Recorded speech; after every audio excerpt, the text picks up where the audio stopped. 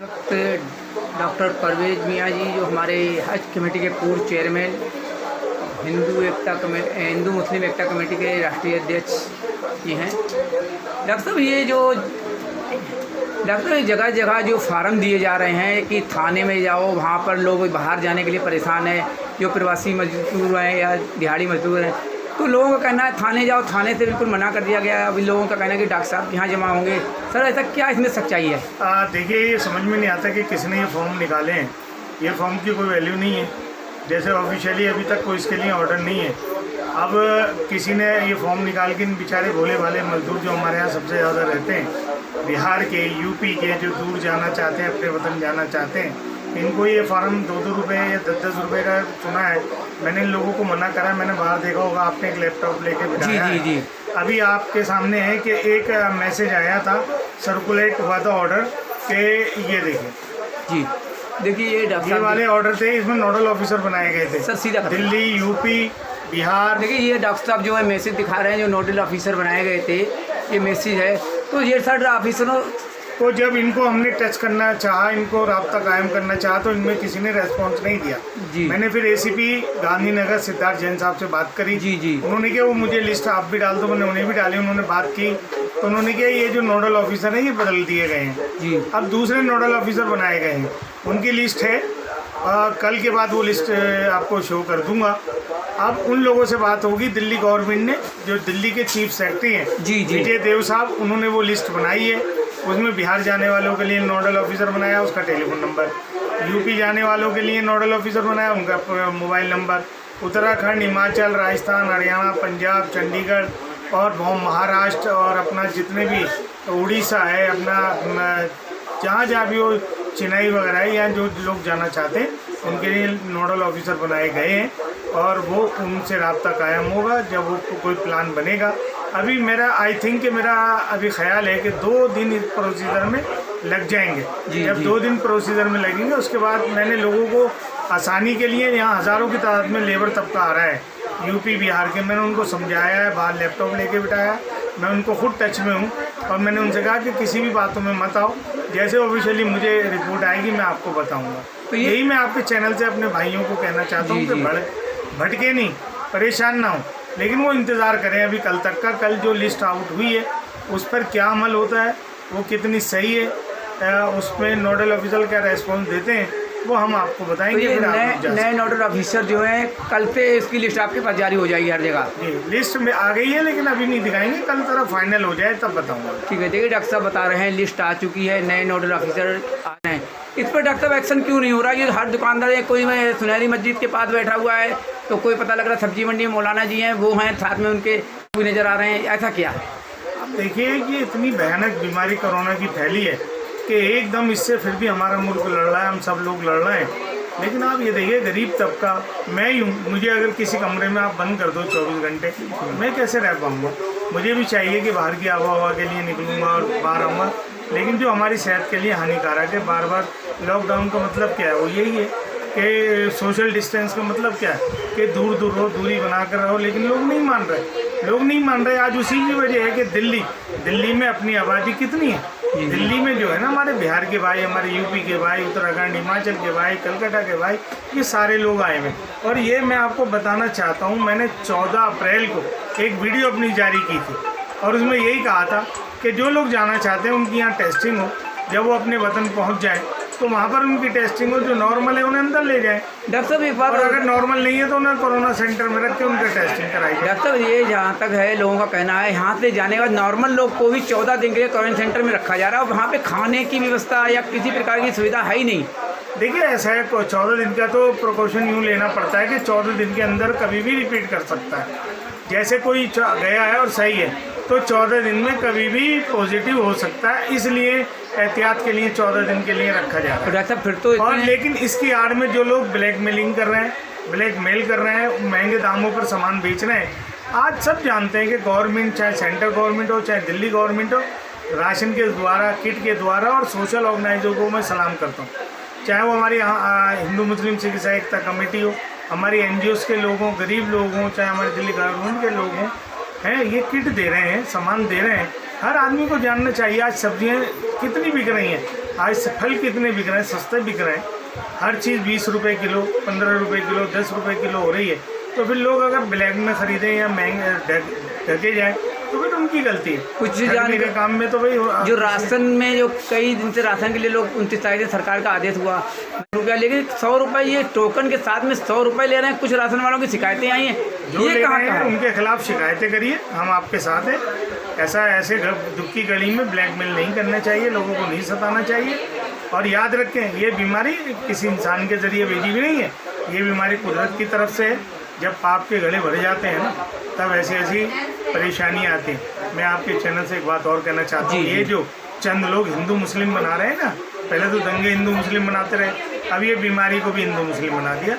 ऊपर वाले से डरें, जिसे तुम भगवान खुदा वाहिगुरु कहते हो या ईसा मसीह कहते हो। याद रखिए कि अगर उसकी नज़र फिर गई तो बहुत मुश्किल हो जाएगी। जो इतनी परेशानी हो रही है, मायूसी छाई हुई है, जी उसमें एक उम्मीद की किरण हो रही है जी। वो ये है कि दुनिया को चलाने वाला वो है जिसे हमने देखा नहीं है। बिल्कुल बिल्कुल। अगर हम हिंदू से पूछते हैं क्या हाल है, तो वो भी ऊपर आसमान की तरफ हाथ करता है। मुसलमान से पूछते हैं, वो भी ऊपर आसमान की तरफ हाथ करता है। ईसाई हो या सिख हो, वो भी हाथ उठाता है।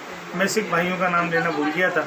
गुरुद्वारे में देखिए लंगर सेवा चल रही है, बिल्कुल बिल्कुल, कितना कितना खाना बट रहा है। तो ये सबका चलाने वाला मालिक है, रब है, जिसको कुरान में भी शुरुआत यही है, रब्बुल आलमीन। वो मुसलमानों का रब नहीं है, वो सबका रब है। और एक बात और बता दूं, इंशाल्लाह ये 12 तारीख को एक जोरा सितारा है जो आसमान पर बहुत तेज़ी के साथ चमकता है जी। वो जोरा सितारा नजूमियों से पूछने के मुताबिक मई के महीने में दुनिया पर आएगा, और ये इसकी तारीख तय हुई है 12 तारीख जी। 12 मई को ये दुनिया में आएगा और ज़मीन पर आएगा आसमान से, और ये अपने साथ सारी बीमारियों को समेट कर ले जाएगा। ये हमारे कुरान हदीस में है इसका हवाला, जो हवाला इंशाल्लाह ये साबित होगा। मैं कहता हूँ कि जो रब है वो सबके लिए सोचता है, और ये जोरा सितारा जब ज़मीन पर आएगा अपने साथ ये वबा बीमारी को ले जाएगा। ये बीमारी हुजूर अकरम सल्लल्लाहु अलैहि वसल्लम के टाइम में भी 1400 साल पहले फैली थी, और उस टाइम भी आपने कहा था कि अपने घरों में रहो, दूसरे को मत इसकी बीमारी में मुब्तला करो। यही मैं अपने लोगों से कहना चाहता हूँ। आज रेड जोन मुस्लिम इलाकों में क्यों है जी? क्योंकि मुसलमान हमारे भाई हमारे बच्चे नहीं मान रहे। मैं उनसे कहना चाहता हूँ कि जिसको तुम मानते हो हुजूर अकरम सल्लल्लाहु अलैहि वसल्लम, उनके कहने पर चलो भाई, घरों में रहो।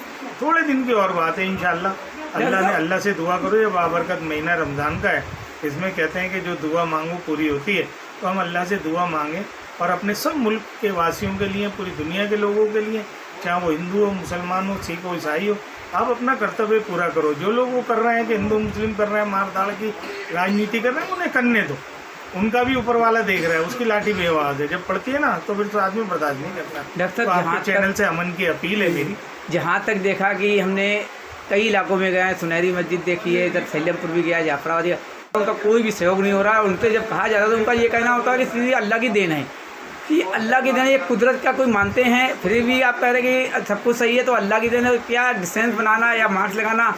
अरे भैया, खुदा के अल्लाह के तो पैगम्बर ने कहा है कि जब इस तरह की बीमारियां आ जाएं, वबा बोलते हैं इसे, वबा जी की बीमारियां आ जाएं तो उससे बचना चाहिए, बचाना चाहिए, घरों में रहना चाहिए।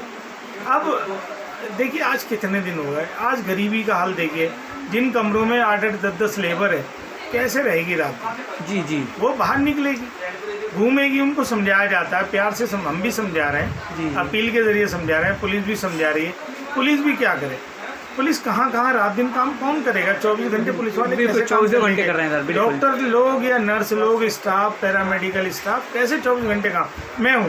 मैं यहाँ क्लिनिक भी देखता हूँ, मैं रास्ते रोड भी देखता हूँ, लोगों को भी देखता हूँ, समाज सेवा का काम भी करता हूँ। तीनों डिस्ट्रिक्टों में काम हमारे लोग कर रहे हैं, उनके ऊपर भी नज़र रखते हैं। बिल्कुल। उनके पास जाकर उनकी हिम्मत बनाते हैं।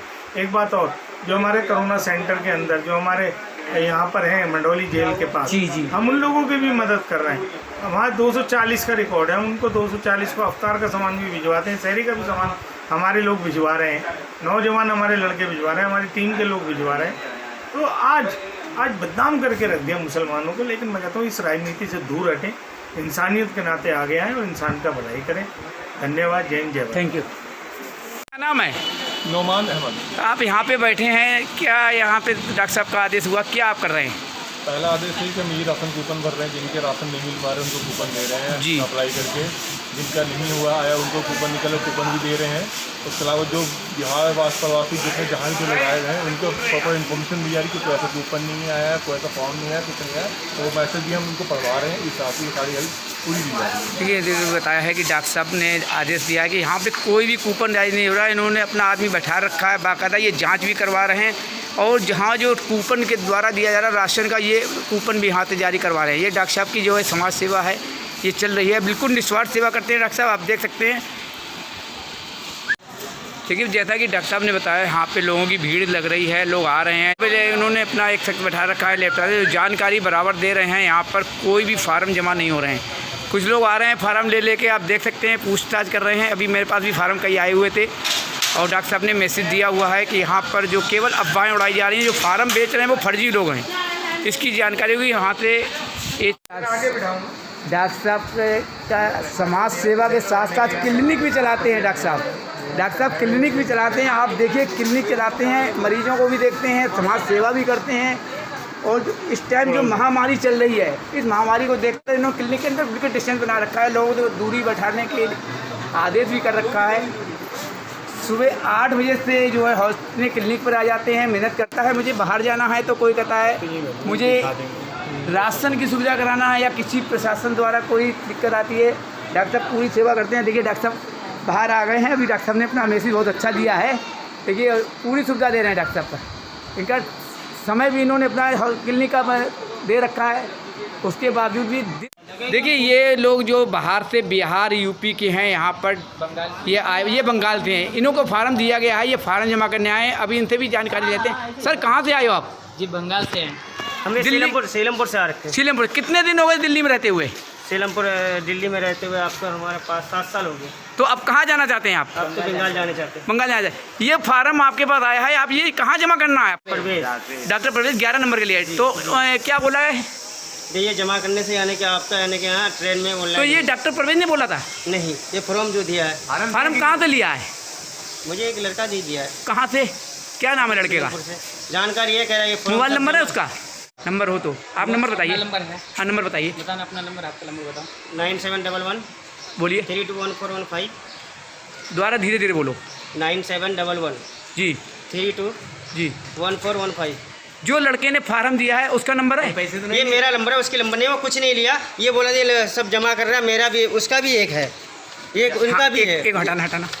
तब ये लड़के का है। हाँ ये भी है, यूपी का है। उस लड़का भी दिया, कह रहा अगर जमा हो रहा तो मेरा भी एक मिनट पकड़ना। देखिए ये डॉक्टर साहब के यहाँ आए हुए हैं, ये हर जगह कितने कलाकार हैं। फार्म आया है, ये डॉक्टर साहब के यहाँ जमा हो रहा है और सुबह से ही यहाँ पर तांता लगा हुआ है, जैसे कि राशन की लाइन लगती है। और अभी ये आए हुए हैं बंगाल के हैं, जो इनको फार्म भी दिया गया है, भर भी दिया गया है। डॉक्टर साहब जी हैं जो डॉक्टर परवेज मियाँ